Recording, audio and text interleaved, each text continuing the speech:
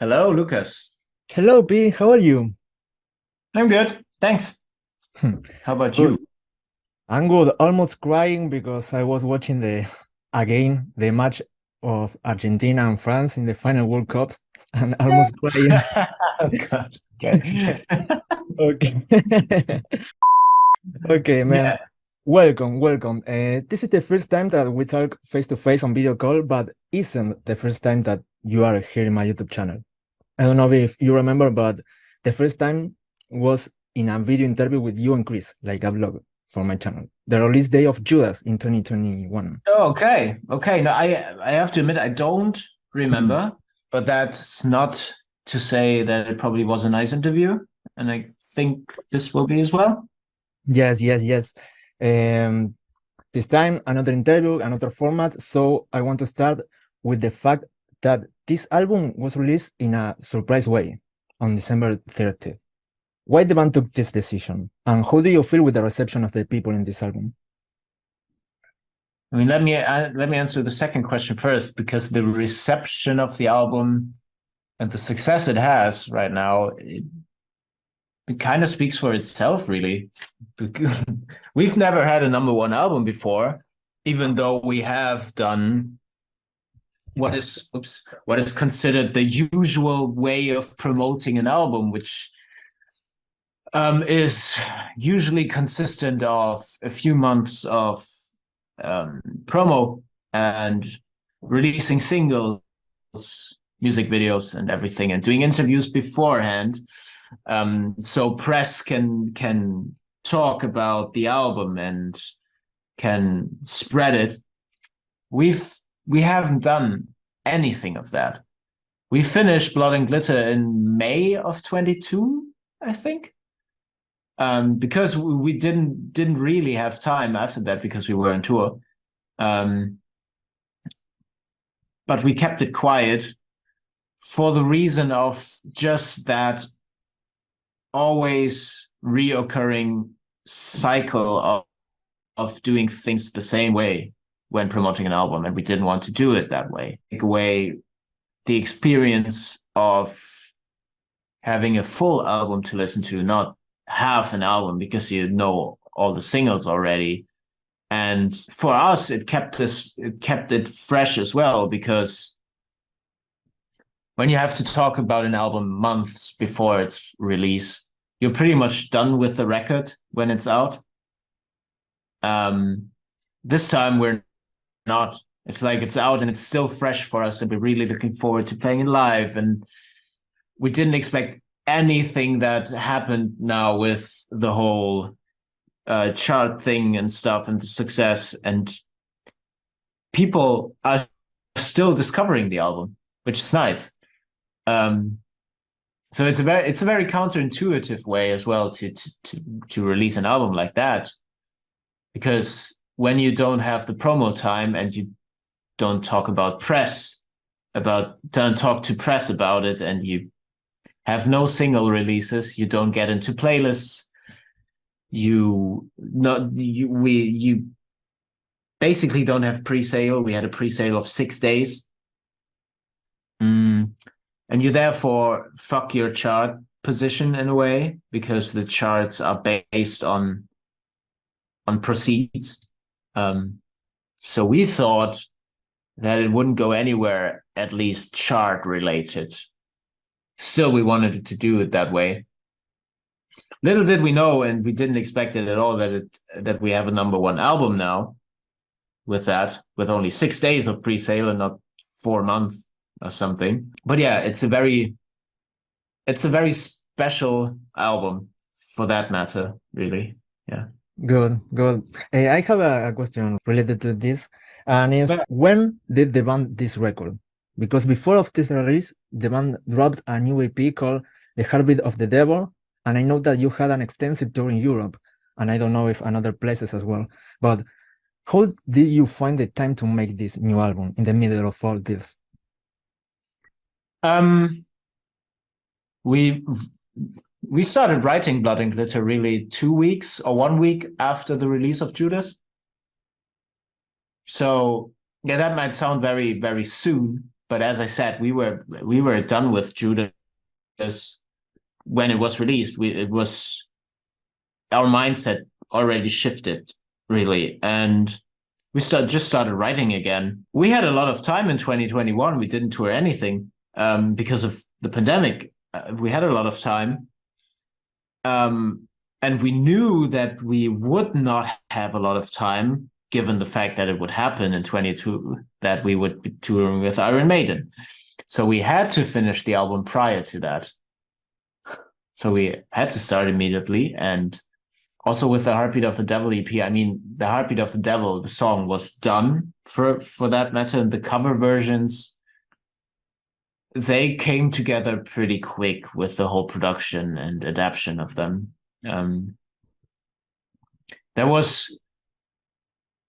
We've done that in parallel to each other, really. Blood and Glitter obviously being a thing that needed way more work as opposed to an EP, but yeah. Good. And do you have any favorite song of this album for something special? Of Blood and Glitter? Yes. Not really, no. It's hard to choose a favorite because it's a very special album. And if I was to choose favorites, they change from hour to hour because I'm listening to it every day.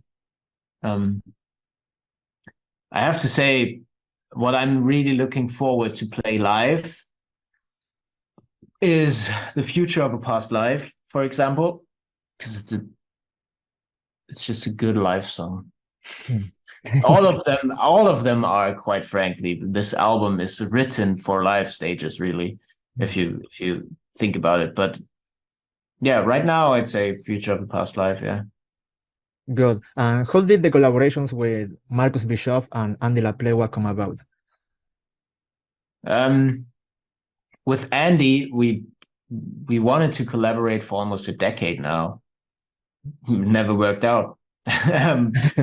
Luckily it did now, and it was, I mean, we know each other, the bands know each other for years already. We toured together, so the contact was there, and we just asked him really if he was up for it and if he has time, and he did. And with Marcus from Heaven Shall Burn, it was for once we know the guys as well, because Alex, their guitar player, he worked a lot at Chameleon Studios, where we work out of.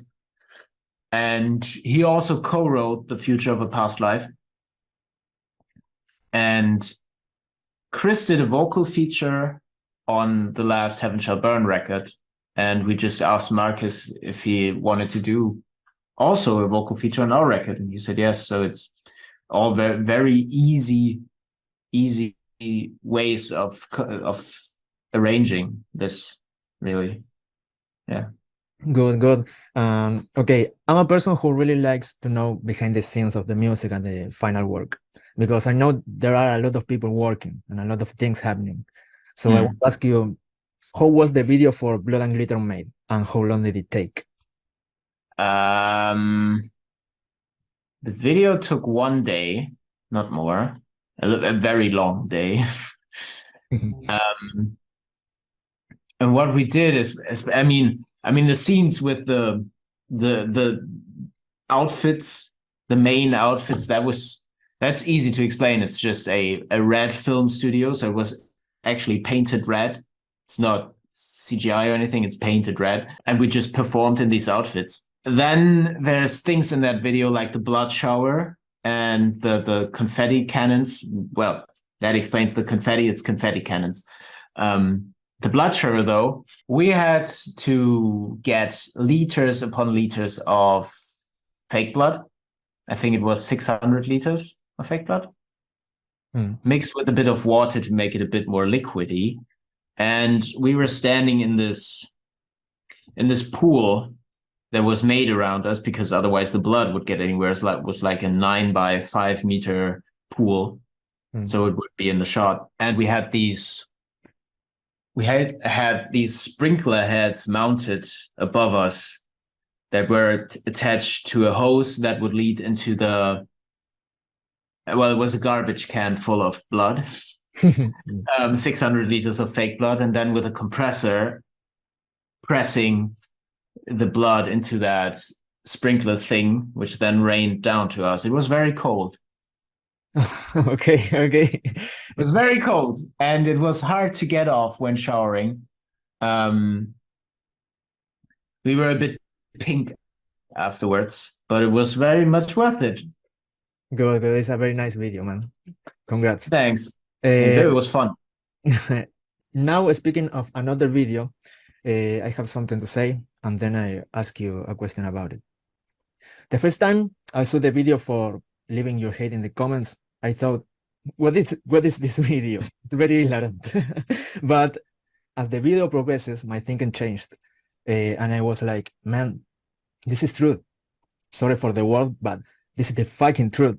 Because I'm YouTuber, man. I'm YouTuber, and all that comments that appears in the video up and below exist. And in a moment of my life, I received. And in fact, all the time, I write to my channel comments like that, but I don't pay attention to them. I just block it and I continue with my things. Now I can say that doesn't affect me. But in the beginning of my career, and I can imagine that in the beginning of your life as an artist as well, maybe, it's difficult to deal with this kind of comments because you are not used to receiving this type of comments. So I want to ask you, with a lot of respect, how you deal with the hate comments today? That affect you, that doesn't affect you, how you deal with that? I mean, the main way of dealing with hate comments is the video, really, because we make fun of hate by now. We really make fun. We had two videos released where we're just reading hate comments. Like the past week or so, we released these two videos where we just read hate comments and laugh about it. It's like these mean tweets. Do you know the YouTube format? It's like celebrities reading mean tweets, and that's what we did as well with hate comments. It was very funny. But I agree that when firstly exposed to hate, to internet hate, when you're not used to it, it's a bit like drinking your first coffee in your life, and the caffeine really kicks in. But by now, you're not really awake anymore by one coffee or whatever. So it's not, your tolerance has built really. And as a band progresses and gets bigger, that usually means that you get more hate as well. But with all that hate accumulating, it's the dealing with it gets easier, really, because it's sad to say, but we're used to it. About the album again, how do you get inspiration to compose? Is something difficult for you? Find inspiration sometimes, or at this point it's easy for you? It depends. Sometimes you don't have to compose with inspiration. Sometimes it's really just about starting to do it, and then the inspiration, if you have like just a 3-note melody on the guitar, that could lead to inspiration. So sometimes action leads to inspiration, whereas in other times inspiration can come from anywhere, really. I mean, the biggest inspiration behind this record is the 70s and 80s glam rock and the whole sound set of the 80s with all its synthesizers and huge drums and whatnot. Visually, it's more glam than anything we've ever done. So there has been a lot of inspiration influenced by Mick Rock, who was a photographer, and he photographed a lot. They say he photographed the 70s, really, in the music scene. So that was a direct inspiration. But for songs, then especially for song topics on this album, lyrically speaking, the world itself and what's happening right now is enough inspiration, because it's a very critical and political album. When you're listening to the songs, I mean, obviously interpretation is always free to yourself, but it's meant in a very political and critical way. Good. And there's enough to be critical about, more than enough. Good. And how was your creative process this time? I mean, the process is always the same, or as time went by, the Lord of the Lost way of working changed? I mean, for the past two albums, Thornstar and Judas, we've done dedicated songwriting camps. So a week of songwriting with various people in one place, changing groups every day. And after a week or so, we would have more than enough songs for an album. With Blood and Glitter, we've done that a bit differently, also because of COVID, because you weren't really allowed to join in, to gather in larger groups. We just did writing session in twos or threes of people, and the working therefore didn't really change in a way, because it was still people working together. It was just not a lot of people in one place, but it sort of changed in a way that we didn't have such a story-based concept, if you will, because Thornstar and Judas are very much based on mythology in a way. This album isn't, so the concept is a bit different here. It's much less of one heavy topic or world that we dive into. It's a bit more it's a bit more generally taken and way more realistic. Good. Do you have any favorite album, not song, album of Lord of the Lost? In my case, it's Judas. And I'm going to tell you why. Yeah, mine is Blood and Glitter right now. I mean, it's obviously. But why is it Judas? I'm curious to hear. In my case, it's Judas because it was the first album of Lord of the Lost I ever listened. So I didn't like it in that moment. Sorry. In that moment, I didn't like it. But I said in that moment, okay, maybe if I listen to all the discography of this band, I will understand the sound and the style of this band. So I started with the first album, the second album, and then I continue with all the albums until Judas again. So you just didn't like Judas, then you listened to the other albums and found that they were even worse. When I arrived to Judas again, and I listened to Judas again, the experience was awesome, man. From there, I'm just making fun. It's all right. I'm kidding. From there, I became a Lord of the Lost fan, really. And when I found out it was a double album, it was double happiness for me, really. Oh, nice. That's cool. I appreciated that you didn't, because that's easy, that you didn't just say, no, that's not for me, and then you went on to another band, but you actually took the time to spend some time with what a band is and where they're coming from, and that led to you being a fan, because we all know it when listening to one song by a band, we're saying, I don't like it. We don't listen to the back catalog of the band for the majority of the time. Or if we don't like a new album, there's a lot of people saying like, I don't like that. That's not my band anymore. And, I mean, this band that's not your band anymore has released a few albums that you liked, and they're still there for you to hear them. You don't have to listen to our newest release. You really don't.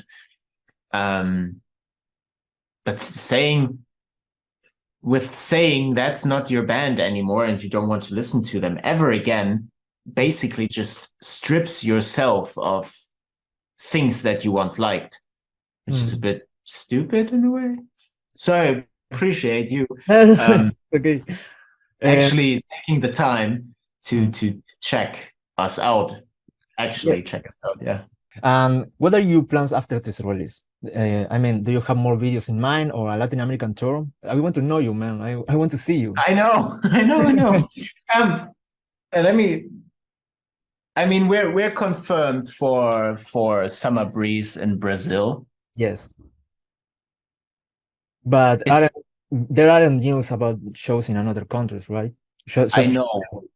I know, but it's also, let's say it like that, it's not very smart to just go to Brazil for a festival show. So I can say we're planning on things to do a bit more, but if we know more, then ultimately you guys will know more, because it's already in 3 months or 4, I don't know. Yeah, but our plans in general, obviously this year is full of touring, again with Maiden, for example. Yes, which is nice. We're playing a lot of festivals, a lot of huge festivals. So Summer Breeze in Sao Paulo, Wacken open air, we're playing Hellfest, we're playing Masters of Rock. So a lot of big festivals and a few more smaller ones. And that's basically our summer from May to August. And then fall comes around and there are still things in planning which aren't announced yet, because we can't announce them because they're not confirmed. But it will be a very, very busy year again. Did you play in the Wacken already with Lord of the Lost? Or this is the first time? No. We've been there twice, in 2010 and 2015. But always on one of the small stages that no one visits. But this time, Lord of the Lost is in the most huge stage, right? The more big main stage. You mean? Yeah. Good. Yeah. Good. I don't know if that's confirmed. I know it. I know what we're playing. Okay. And how do you feel? It's not a small stage, I can say that. How do you feel playing with Iron Maiden? How we felt? Yes. Because it's a very big tour for a band, for any band. Yeah, it is. It's a huge tour, and yes, it will always stay a huge memory, and quite possibly one of the best things that we've ever done. Not because it's such a huge tour in terms of stadiums and arenas, but also because touring with them is a family experience. We were welcomed onto that production as if we were a touring family, and there was not one person on that whole production that wasn't nice and wasn't helpful to us. And everyone in the crew and in the band is really, really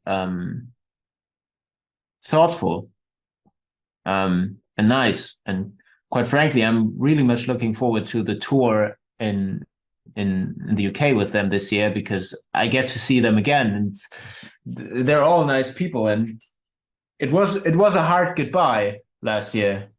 Yeah, I can imagine. Good, man. That was all for today. Thanks a lot. Thanks a lot for your time, and thanks for being here. For me, it was an honor because I'm a big fan of Lord of the Lost, and I hope to see you soon here in Argentina, man. That'd be nice. That'd be nice. Have a nice day. Goodbye. You too. Thanks for the interview.